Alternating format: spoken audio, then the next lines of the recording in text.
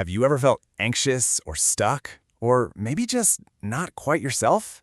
We spend so much time trying to figure it out, to put a label on it.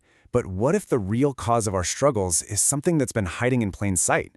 Well, in this explainer, we're going to pull back the curtain on that hidden root. Just listen to this. I've always had anxiety, but this is different. I'm just not myself. Sound familiar at all? That's a quote from one of Dr. Melissa Grabau's patients, and wow, it just nails a feeling so many of us have, right? That sense that something is fundamentally off, but you just can't put your finger on it. So it makes you wonder, doesn't it? We've got all these labels for our pain, anxiety, depression, addiction, but what if they're all just branches growing from the very same tree? What if the real problem, the actual source of all this distress, is a root that we've been overlooking this whole time? Okay, so let's get right to it. It's time to name this thing. What is this unseen root that's buried underneath so many of our struggles?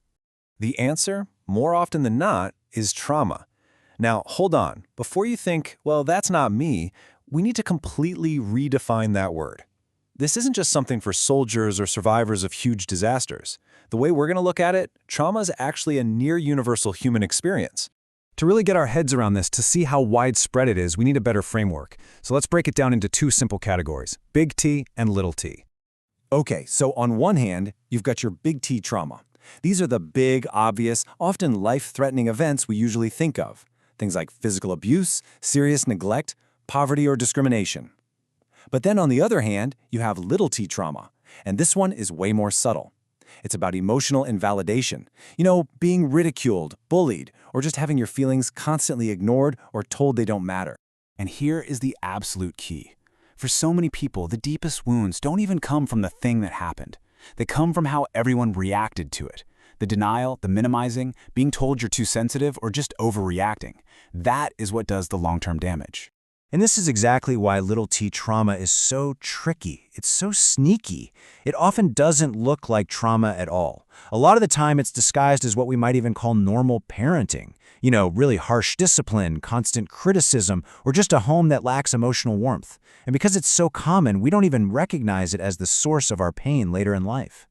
So where does this stuff come from? Well, here's the thing. A lot of the time, it didn't even start with us. It gets passed down through something called a generational download. This is what's known as legacy trauma, and you can really think of it like an unconscious software download. A parent's own unhealed wounds get passed right down to their child. It's this inheritance that none of us ask for, and it's passed on by parents who most of the time have absolutely no idea it's even happening. And this is so important. This is not about blaming our parents. They are almost always doing the very best they can with the tools they were given.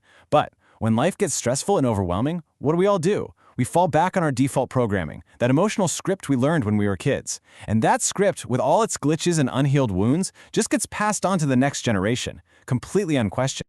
Now, this generational download isn't just some abstract psychological idea. No, it has real physical effects.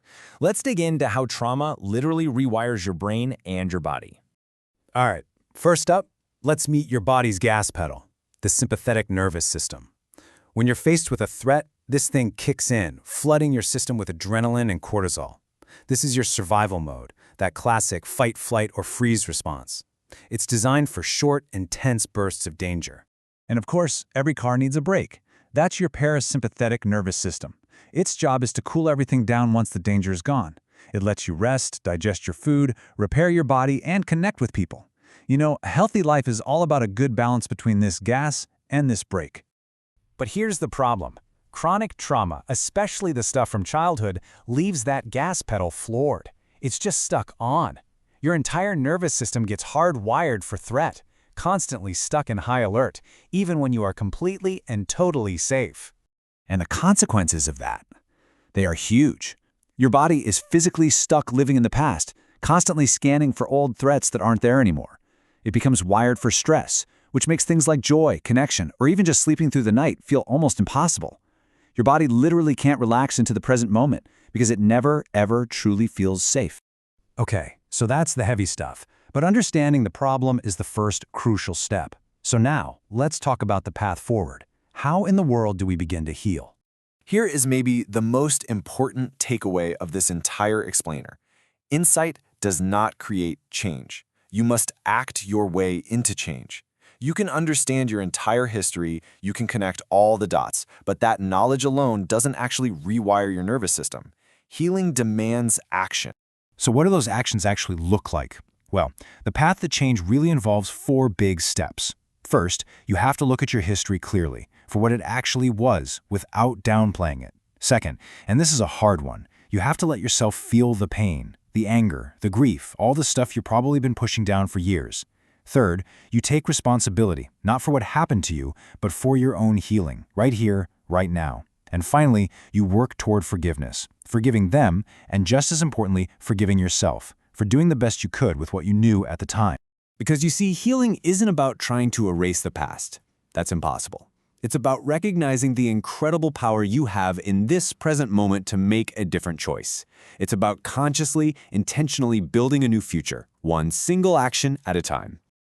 The past may have written the first chapter of your story, but you are the one holding the pen now. Every choice you make, to calm your nervous system, to set a boundary, to truly feel your emotions, that's a new sentence. So the question I want to leave you with is this: what new story will your actions begin to write today?